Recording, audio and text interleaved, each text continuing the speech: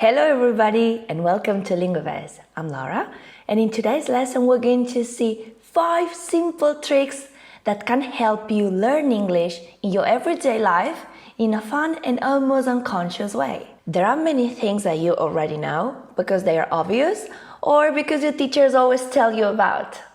Read books in English, watch movies in English, travel to English-speaking countries and study!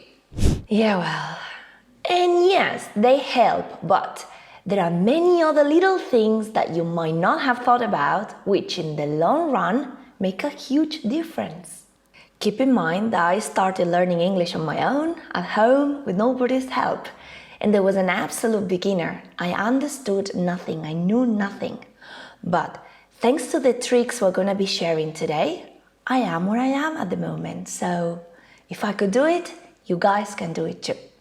Stay with me and subscribe to our channel Linguivers, turn on the notifications to be updated and continue your learning. It's quite boring to sit down and study from a book. You may need to do that for exams, definitely, but when it really comes to learn a language, languages are something alive, something practical. And the way to learn a language is enjoying it, using it, having fun. You can try to memorize lists of words and rules, but you're also very likely to forget them. When you're having fun, you have no stress or pressure on you, so you are unconsciously learning much more than you would do studying. As experts say, the best way to learn is when you don't know that you are learning. My trick number 1 for you is hobbies. We all have hobbies, we all enjoy doing certain things in our spare time, right? How about adding English to those things you do on a daily basis? Let's say that you are into yoga and you follow online tutorials. Why don't you do those lessons in English? You're at home, it's yoga time, you look for a yoga video on YouTube and you listen and practice the exercises in English. Take a few deep breaths. Bend your right knee so that your calf and thigh form a right angle with your thigh parallel to the floor.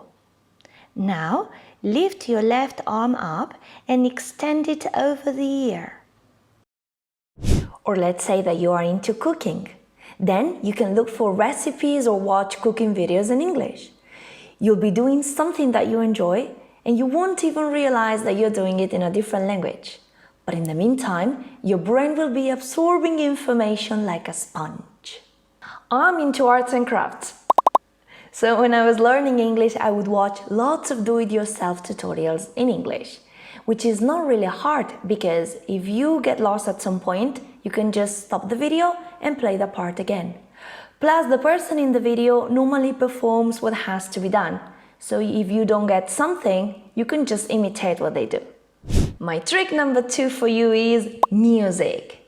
Music is the universal language of mankind. Everybody likes music. Different kinds of music, that's right.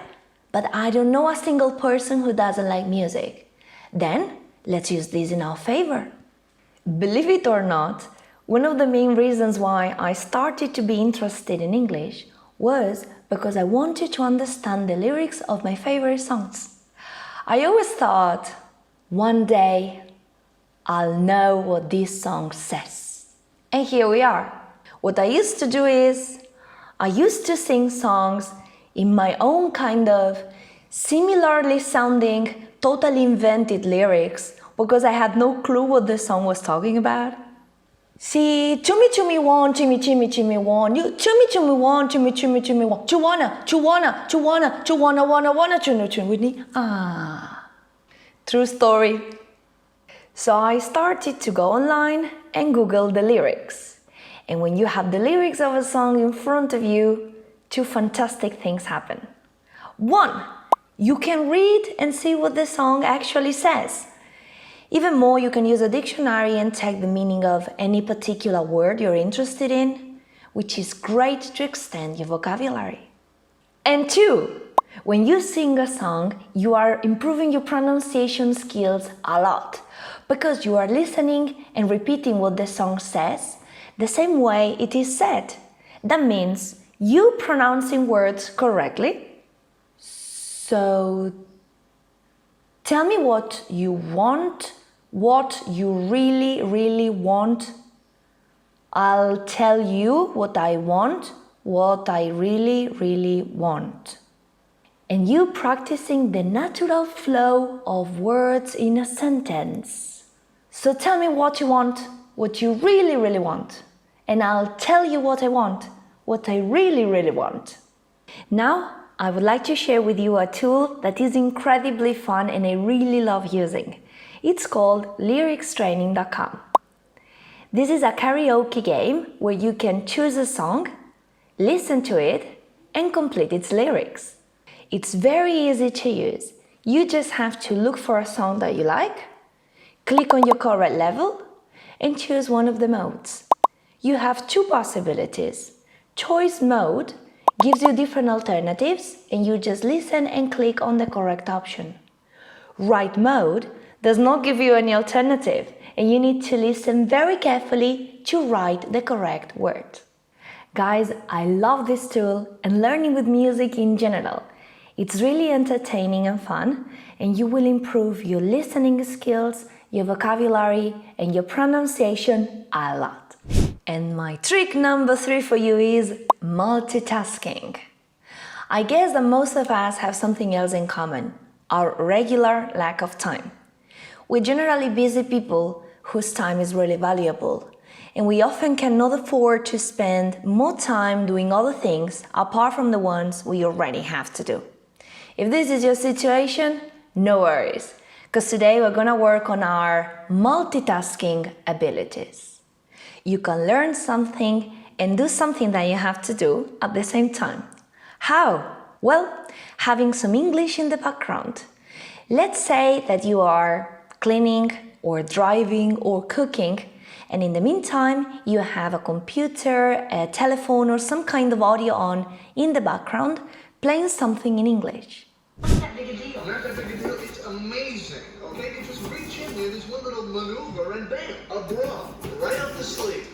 Right? As far as I'm concerned, there is nothing a guy can do that even comes close. You're focused on your task, you're cleaning or driving or cooking, but someone in the background says, "Thanks, I owe you one." You don't even realize you are doing your things, but sometime after you are with your friends, one of them does a favor to you and you say, "Thanks, I owe you one." You're using this expression and you don't even know how you learned it. Well, that's because even though you're not paying attention, our brain is. Our brain is constantly absorbing information, especially when you think it's not. I remember my own story some 17 years ago. I used to always have something on TV in English. I didn't understand anything at all, nothing. But I would continue my cleaning, my arts and crafts, having a shower. One day, I was cleaning, and all of a sudden, I realized I was following the story that was going on TV without even looking at it. And I started jumping, I started running up and down the corridor. It was amazing because I was understanding things without even paying attention to the fact I was having all that input. And it's great. So trust me, it really helps. Now, regarding what kind of English or topics to have in the background, it mainly depends on what you're interested in or what you enjoy doing. It can be serious, it can be documentaries, the radio, the news, or something I highly recommend is TED Talks. You can check our description box and you can find the link. Just click on it, choose a topic, and you'll find a whole list of very short and interesting videos where experts in the field have a talk on that topic. My trick number 4 for you is, it sounds familiar. We all know that reading books and watching movies and series in English can be really enjoyable and useful, but it can also be very frustrating and demotivating. Why? Well, because more often than not, what we choose to read or watch is far too difficult for us, and we end up feeling lost. I remember myself saying, oh my God, how am I gonna do this? But hold on, why don't we start with something that sounds familiar to us? Pick a book that you have already read, and now you can read it in English. Or choose a movie or series that you have already watched, and this time you can watch them in English. The fact that you already know the story makes it a lot easier to focus on the language rather than the story itself.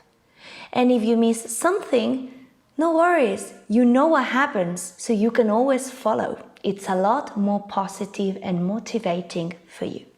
If your level is low, you should watch animation movies because they are more visual and they use easier vocabulary. You can use subtitles, but in English. If your level is higher, you might want to experiment with something a bit more challenging. That's perfectly fine. You can use subtitles at the beginning, but later on, no subtitles at all. You need to get used to different accents and different natural ways in which people use the language in different contexts. So, try to practice your English with things that you are familiar with first. And later, when you feel more confident, then try something new. This is really good to improve your vocabulary, your listening, and your reading skills in a calm and relaxed atmosphere. And my trick number 5 for you is personal awareness. We need to try to identify our strengths and our weaknesses. When we learn a new language, especially on our own, it's very important that we are aware of the things we can do well and the things we don't feel very confident about. Many things can be perfectly learned unconsciously by applying all the tricks we've seen before, but some others may require a bit of attention. For example, let's say you feel confused about a particular word, then look it up. Or you are unsure about how to use a particular verb tense, then check it out. Today we live in this world of technologies where there are so many possibilities and tools to learn by ourselves. You can improve your listening, your reading, your writing, your speaking. You must be responsible for yourself, and you can do this. If I want to say in English, what's the word for that? Let me check my dictionary. I can say that. Okay, I can say that. Good. I hope that this video is a useful tool for you as well, and that the tricks that we've shared today are as fun and effective for you as they were for me. In the meantime, if you would like to continue practicing, why don't you check our social media, where you can find more lessons, challenges, and games. If you like this video and you want me to continue preparing new lessons for you, then subscribe to our channel. And why don't you have a look at typical English to use at the pub, everyday situations, and some tricks to pronounce some words properly. Thanks for watching today, and practice this, enjoy it, and share it.